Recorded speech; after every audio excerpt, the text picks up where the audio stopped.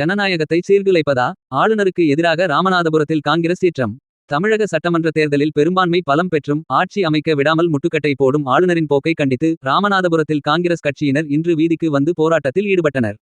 தமிழகத்தில் அண்மையில் நடந்து முடிந்த சட்டமன்ற தேர்தலில் பெரும்பான்மை பெற்றுள்ள தமிழக வெற்றிக் கழகம் தரப்பை ஆட்சி அமைக்க அழைக்காமல் ஆளுநர் காலதாமதம் செய்து வருவதாக குற்றம் சாட்டப்பட்டுள்ளது.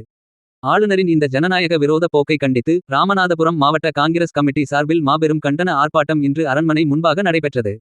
இந்த போராட்டத்திற்கு மாவட்ட காங்கிரஸ் தலைவர் ராஜாராம் பாண்டியன் கோபால் தலைமை தாங்கினார். மாவட்ட நிர்வாகிகள் துல்கீப், ஜோதிபாலன், ரெங்கநாதன் மற்றும் ஆனந்தகுமார் ஆகியோர் முன்னிலை வகித்து போராட்டத்தை ஒருங்கிணைத்தனர். ஆர்ப்பாட்டத்தில் கலந்து கொண்ட நூற்றுக்கணக்கான காங்கிரஸ் தொண்டர்கள் ஆளுநர் மத்திய அரசின் கைப்பாவையாக செயல்படுவதை நிறுத்திக்கொள்ள வேண்டும் என்றும் மக்களாட்சி மாண்பை காக்க வேண்டும் என்றும் விண்ணதிர முழக்கங்களை எழுப்பினர். இந்த கண்டன குரலில் வட்டார தலைவர்கள் காருகுடி சேகர், சேதுபாண்டி, முன்னாள் இராணுவத்தினரணி மாவட்ட தலைவர் கோபால், வழக்கறிஞர் கிருஷ்ணமூர்த்தி மற்றும் துரைப்பாண்டி உள்ளிட்ட முக்கிய நிர்வாகிகள் திரளாக பங்கேற்றனர்.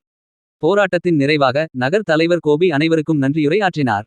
ஆளுநரின் இந்த தாமதம் நீடித்தால் போராட்டம் மாநிலம் தழுவிய அளவில் தீவிரமடையும் என காங்கிரஸ் வட்டாரங்கள் எச்சரித்துள்ளன.